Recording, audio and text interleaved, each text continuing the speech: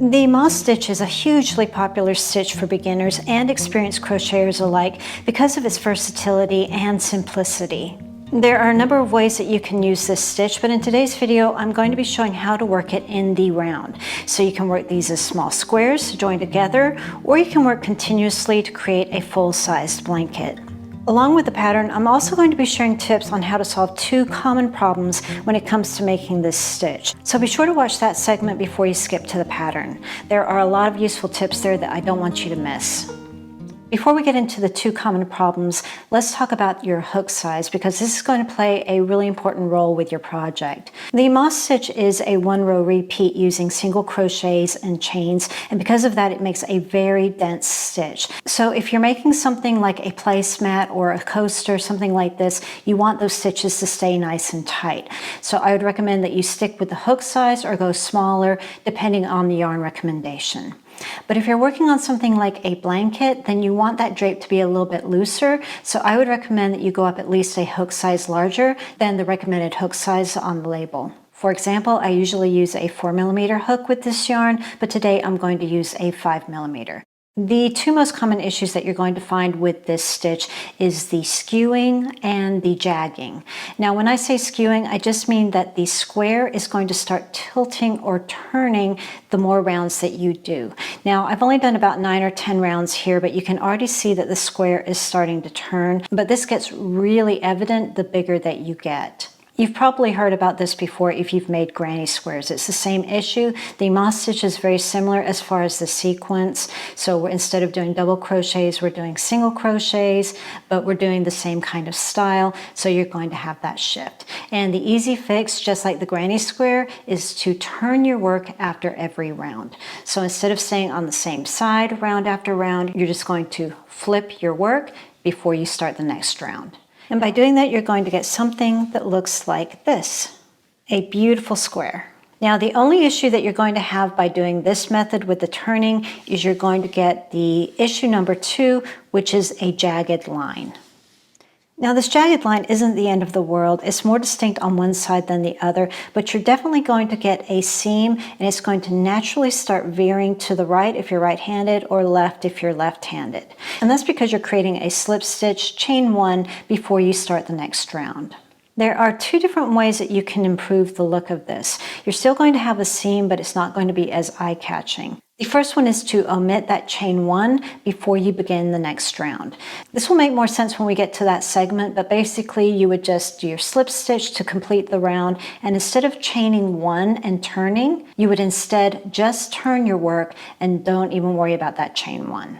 And that's really going to reduce the lumpiness of that seam. But you can take this a step further and hide that seam even more by starting and ending each round in a corner. And that's what we're going to be doing in the tutorial today. And you'll get something that looks like this. The very visible jagged line is gone, and we have a beautifully straight square. Now I have one more tip that I want to share that's going to make a really big difference to the look of your square, but it's easier to share that with you as we're working on the tutorial. If you have experience doing a granny square, this is very similar to the sequence of that. We're going to be creating corners and sides to build our square. So to begin, create a magic ring, or if you don't like making magic rings, you can start with a chain 2 and work in that very first chain to make your round, or you can do a chain 4 with a slip stitch to form a ring, then chain 1. For this very first round, we're just going to be creating our corners. So we're going to be making 4 single crochets with a chain 2 in between. So to begin, create 1 single crochet, chain 2, and then 1 single crochet. This has created your very first corner, and I highly, highly recommend that you grab yourself a stitch marker. This is going to help you so much to stay on track. There's my first corner made, and I've made 2 single crochets so far. Chain 2, add another single crochet into the ring, chain 2, and add another single crochet. We've made 3 corners so far. 1, 2, 3. We've come to the end here. We just need to do one more chain 2 to complete the round, and that's going to give us our 4 corners. But here's the final tip that I wanted to share with you guys to really improve the look of your square. And that's to do a half double crochet to replace that last chain 2 for each round. Now this is completely optional. It's just going to make that transition from round to round a lot more smooth, and this will make more sense as we continue on. So you can either do a chain 2 and do your slip stitch into that very first single crochet that you made, or you can do a half double like I'm doing here. So I'm going to go into that very first single crochet that I made,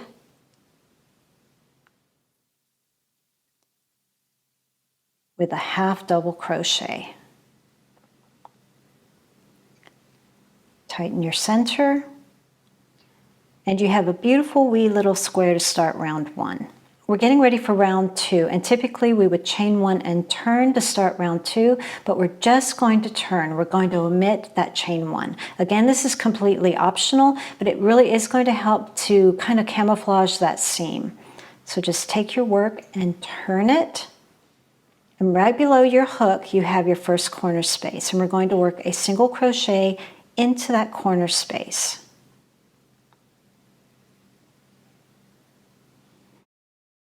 For our corners, we're going to be working a single crochet, chain 2, single crochet.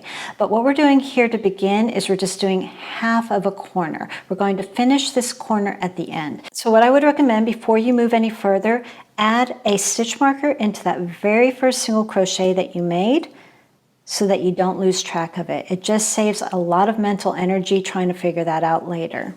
And now it's time to start forming our sides and our corners. So to do that, chain 1. Essentially, we're skipping over that single crochet there and creating a space for our next round. And now for our corners, we're doing single crochet, chain 2, single crochet, all in that corner space. Single crochet, chain 2, single crochet in that corner space. And now we're going to do a chain.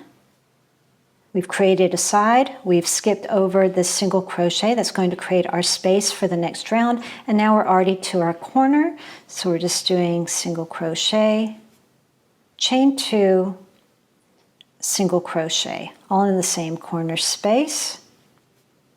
We're back to a side, so chain 1, and now we're doing our corner space again, single crochet, chain 2, single crochet, all in the same space, chain 1. Very important to always begin and end your corners with a chain 1.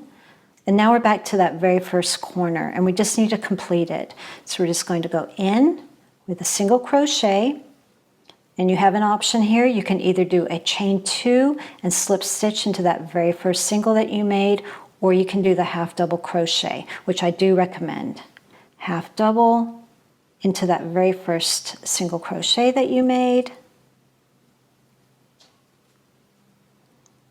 See, that puts you in the middle of that corner. So when you turn and start working, it's perfect placement for that next single crochet that you make. Let's turn for round 3. Add a single crochet into that very first corner. And let's take our stitch marker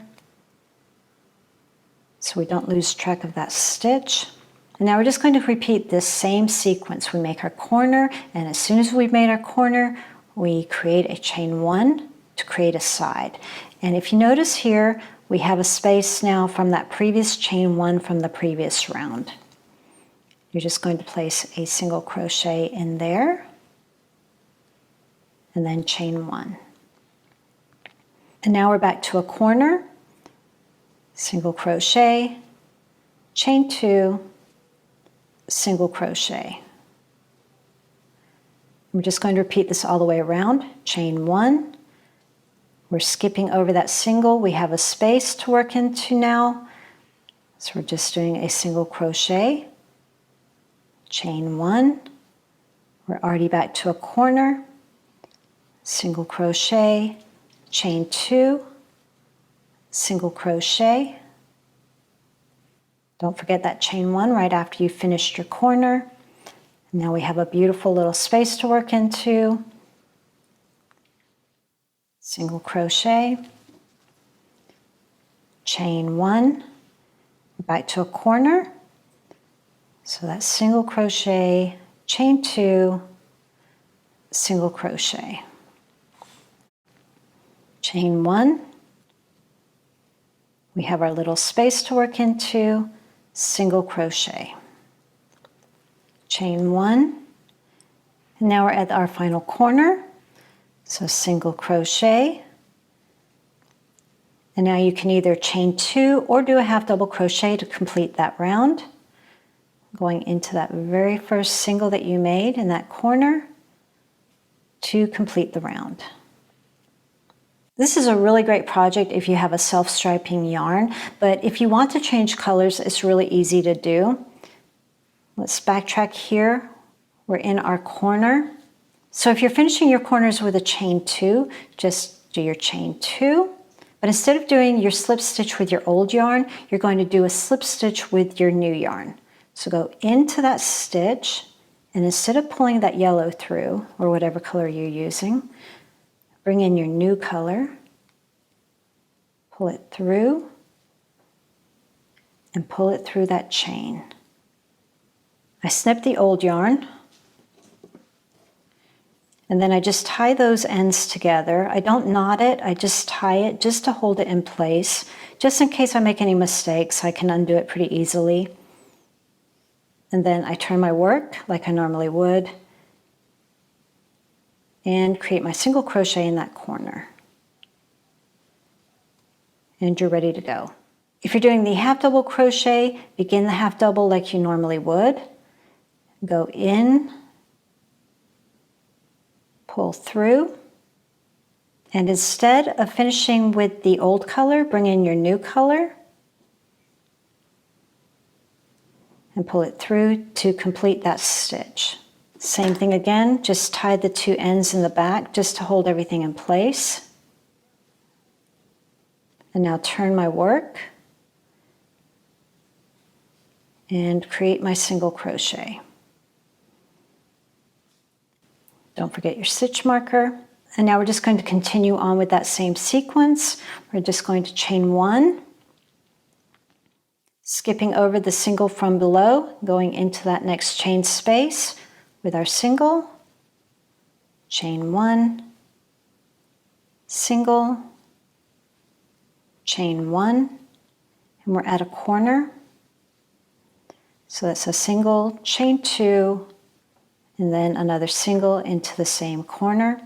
What I find really helpful is to count my single crochets on the side. They're going to go up by one incrementally each round. So here on the side from that previous round, we had 3 single crochets on the sides. That is including those corners, 1, 2, 3. And now you'll notice that you have 4 on the sides. 1, 2, 3, 4. And it's just going to keep going up round after round. That's a really easy way to keep count of your size to make sure that you're on track. So I did my corner, chain one, working into the chain space, single, chain one, single, chain one. And now we're at our corner again. So that's a single, chain two, single. Don't forget your chain one after your corner, working into the spaces, chain one, single, chain one, at a corner, single, chain two, another single to complete the corner, chain one. And now we're back to our little spaces. So that's a single, chain one, single, chain one, and we're back to our corner. That gap is a little bit more tiny because of that half double crochet, so just kind of stretch it out so you can see it. And now we just do our single, and then you can do a chain two or a half double crochet. I'm doing a half double crochet. There's my stitch to work into, because of my handy dandy little stitch marker there. Thank you. And half double. Turn. So you're just going to continue this round after round, just working your corners and then a chain, single crochet, chain, all the way to the next corner, round after round. If you like the colors and the transitions that you see here, I change colors after every 3 rounds. I actually used a Caron cotton cake. These cakes are usually designed to be worked in longer rows instead of little small squares like I did here. So what I did is I just went through the ball and just divided it myself and cut them into separate balls, and then that way I was able to just change colors when I wanted to. But if you really hate dealing with ends, then I would recommend that you just do the same thing if you have something like that, and just make yourself a scrap cake. If you're not familiar with how to make a scrap cake, or another term for it is a magic knot yarn ball, I do have a video coming up next week that will go into more detail about how to design your own, and it's going to be a lot of fun, so be sure to check that out. I'll go ahead and add it to the end of this video when it's completed, but for now just know that it's coming out very soon. Thanks for watching, and I'll see you in the next video.